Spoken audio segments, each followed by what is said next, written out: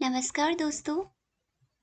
आज मैं आपके समक्ष मलिक मोहम्मद जायसी द्वारा रचित पद्मावत महाकाव्य के विषय में कुछ जानकारी लेकर उपस्थित हुई हूँ। पद्मावत का एक भाग नागमती विरह वर्णन, जो कि यूजीसी नेट के पाठ्यक्रम एवं एमए में शामिल है और अन्य सभी परीक्षाओं के लिए यह विशेष रूप से महत्वपूर्ण है। इस पर चर्चा करने से पूर्व हम पद्मावत के रचनाकार जायसी के विषय में जान लेते हैं। तत्पश्चात हम पद्मावत के विषय में थोड़ा जानेंगे। तो सर्वप्रथम हम देखते हैं कि जायसी, जिनका पूरा नाम मलिक मोहम्मद जायसी है, उनका जन्म सन 1492 ईस्वी में जायस में हुआ था। इन्होंने अपने काव्य में ठेठ अवधी भाषा का प्रयोग किया है और अरबी फारसी के शब्दों का बाहुल्य इनके काव्य में मिलता है और दोहा चौपाई शैली का प्रयोग इन्होंने अपने काव्य में किया है। हाल ही में एलटी के एग्ज़ाम में ये क्वेश्चन पूछा गया था कि इनकी जो शैली है वह कौन सी है, तो उसका उत्तर था दोहा चौपाई।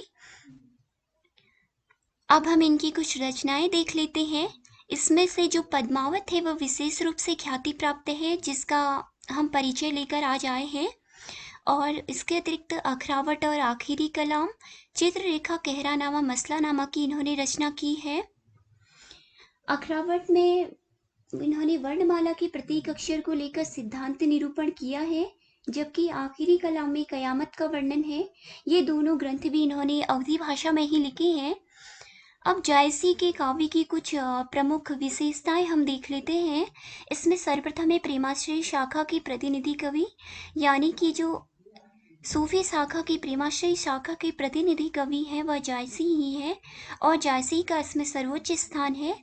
इसके अतिरिक्त दूसरा है इन्होंने लौकिक प्रेम के द्वारा अलौकिक प्रेम का चित्रण किया है, अर्थात इन्होंने जो सांसारिक प्रेम है उसको आधार बनाकर के आध्यात्मिक प्रेम को अपने काव्य में दर्शाया है और आध्यात्मिक भावना इनके काव्य में दिखलाई पड़ती है। साथ ही इन्होंने विरह वर्णन की प्रधानता भी इनके काव्य में है।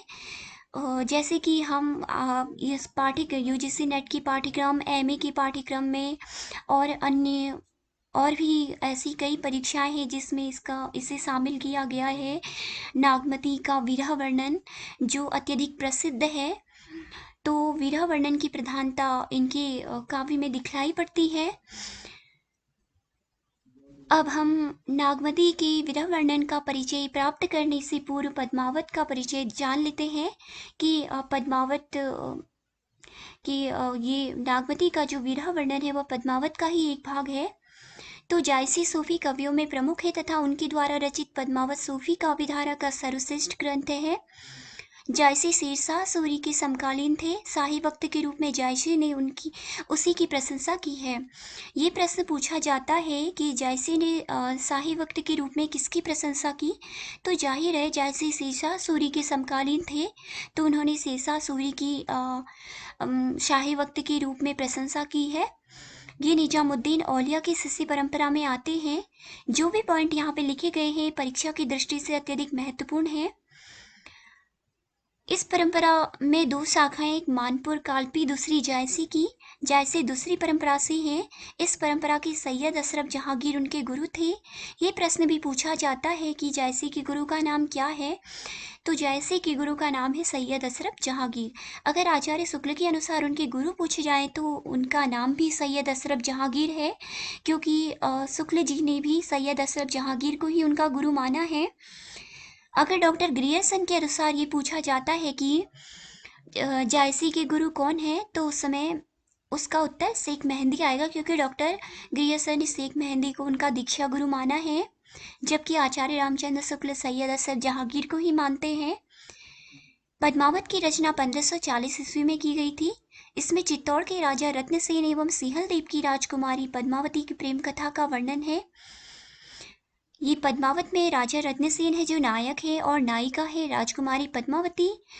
जो नागमती है वह राजा रत्नसेन की पत्नी है, जो कि अपने पति रत्नसेन के द्वारा अपनी प्रिया पद्मावती की तलाश में जाने के बाद विरह की व्यथा से व्यथित हो जाती हैं।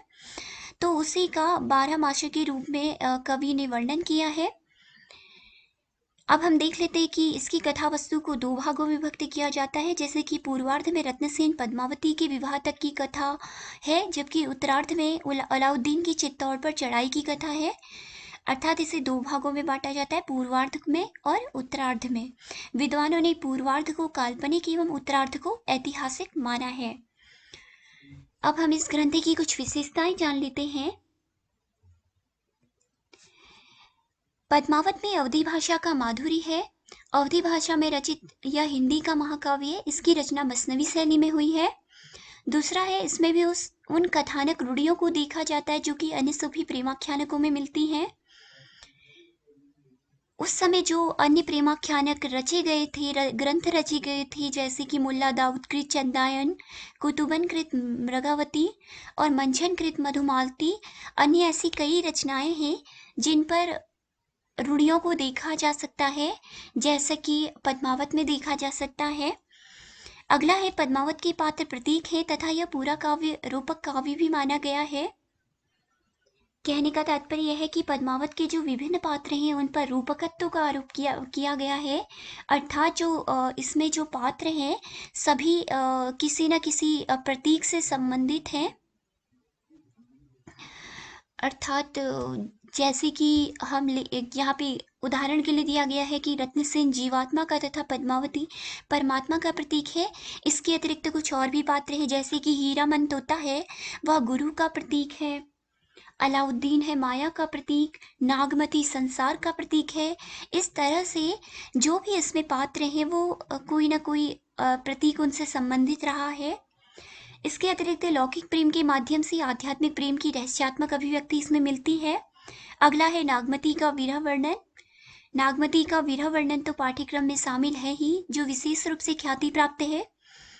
अब हम संक्षेप में नागमती की वियोगावस्था और 12 मासिका के विषय में जान लेते हैं। तो महाकवि जायसी ने 12 मासिक के रूप में नागमती की विरहावस्था का बड़ा ही मार्मिक चित्रण किया है। प्रिय परदेश में है होना चाहिए यहाँ पे, और नागमती घर पर है। वह रत्नसेन अपनी विवाहिता पत्नी नागमती को घर पर छोड़कर पद्मावती की तलाश में चढ़ पड़ता है। इस पर नागमती उनके विरह में व्यथित हो जाती है। तो कहने का तात्पर्य यही है कि मतलब जब राजा रत्नसेन अपनी प्रिया की तलाश में निकल पड़ते हैं तो उनकी पत्नी है नागमती, वह विरह से व्यथित होकर दुर्बल पड़ जाती है। और उसी की दशा का वर्णन यहाँ पे जायसी ने 12 मासी के रूप में किया है। और 12 मासी में उन्होंने आषाढ़ मास से प्रारंभ किया है, जिसमें आषाढ़, सावन, भादो, कुंवर, कार्तिक, अगहन, पूस, माघ, फागुन, चैत, वैशाख और जेठ 12 महीनों को शामिल किया है।